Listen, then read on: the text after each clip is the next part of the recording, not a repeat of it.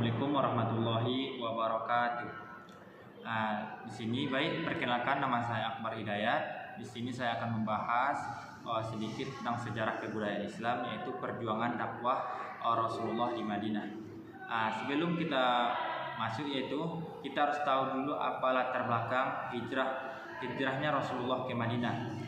Yang pertama tuh alasan hijrah Rasulullah yang pertama tuh mendapatkan penindasan di Mekah. Memaksa Nabi dan pengikutnya mencari tempat yang aman. Yang kedua, Madinah sebagai pilihan kota. Madinah menawarkan kesucian dan dukungan masyarakat yang terbuka. Yang selanjutnya itu persiapan hijrah, rencana matang dan persatuan kaum Muhajirin dan Ansor yang dibentuk. Jadi setelah Rasulullah hijrah ke Madinah, kekejaman kafir Quraisy tidak berhenti, bahkan semakin menjadi-jadi. Selanjutnya itu mereka bekerja sama dengan orang Yahudi Madinah. Pada saat itu Allah juga mengizinkan Rasulullah dan kaum muslimin untuk berperang. Diperbolehkan berperang dalam Islam turun pada malam tanggal 12 Safar tahun 12 Hijriah. Menurut Dr. Hasan Ibrahim dalam bukunya yang berjudul Tarikh al-Islami Asya 166, izin berjihad itu diberikan dengan beberapa maksud. Yang pertama itu membela diri. Membela diri di sini adalah untuk melindungi dan mempertahankan diri mereka. Yang selanjutnya itu melindungi dakwah. Melindungi dakwah adalah mempertahankan dakwah dari musuh-musuh yang menindas umat Islam. Barang siapa yang mau memeluk agama Islam tidak boleh takut dari ancaman dan tekanan orang Yahudi. Poin selanjutnya itu membangun masyarakat Madinah atau pemersatu kaum Muhajirin dan Ansor. Setelah Nabi Muhammad hijrah ke Madinah, pada saat hijrah ke Madinah itu kaum Muhajirin tidak membawa harta benda sedikit pun. Di saat itu yang ada dalam pikiran kaum Muhajirin itu hanya cara selamat dari kekejaman kafir Quraisy. Mereka tidak memikirkan harta benda mereka juga.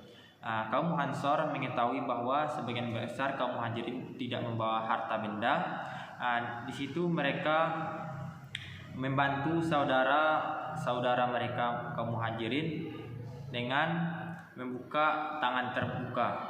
Jadi kaum Ansor itu bersedia berbagi tempat tinggal, makanan, pekerjaan, dan juga membagi sedikit lahan kepada Muhajirin untuk bertani. Poin selanjutnya yaitu pembinaan akidah dan moral, yaitu pengajaran tauhid, membentuk keimanan yang kokoh pada keesaan Allah Subhanahu wa taala.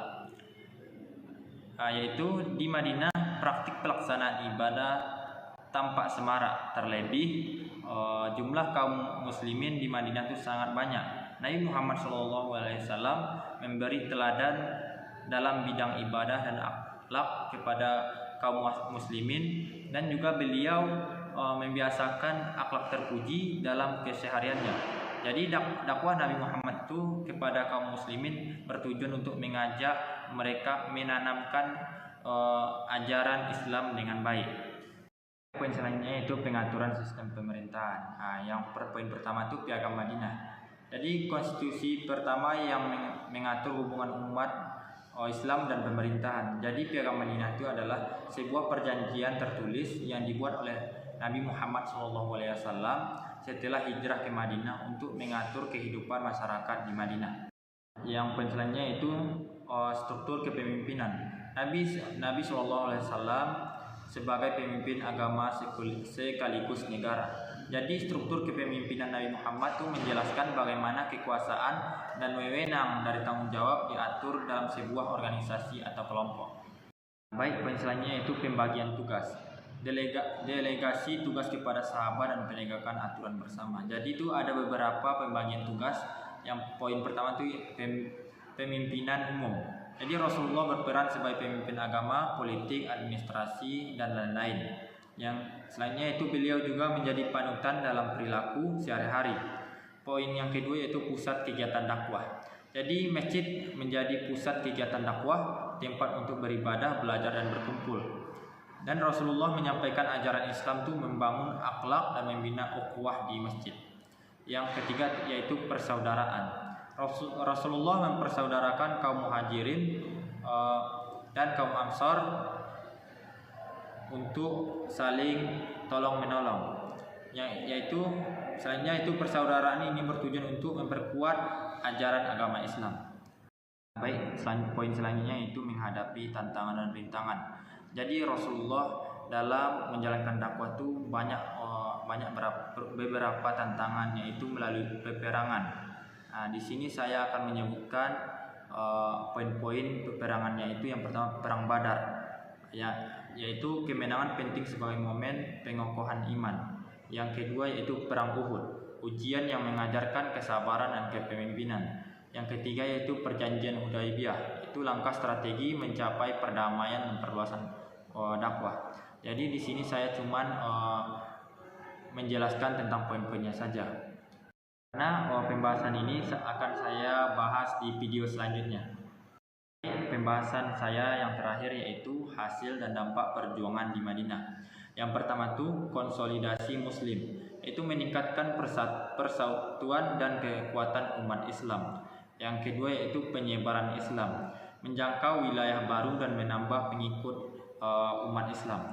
Yang poin terakhir yaitu fondasi negara Islam, yaitu membangun sistem pemerintahan dan hukum syariah pertama. Jadi itulah pembahasan saya pada video kali ini.